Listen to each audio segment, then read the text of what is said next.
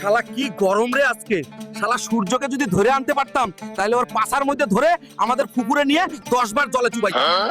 ওই হারামজাদা পেট মোটা হালকা এখানে বসে বসে বাতাস খাওয়া হচ্ছে না, জলদি খেতে যা, ছাগলটা নিয়ে আয়। তুমি শুধু শুধু আমাকে বকা দাও, যাচ্ছি তো কি গরম দেখ না তুমি।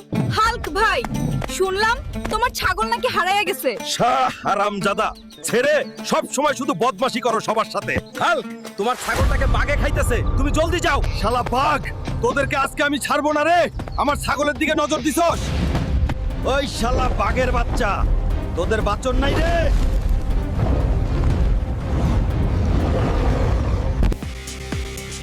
আমার ছাগল আজকে তোদের পেটে থেকে টেনে বার করব।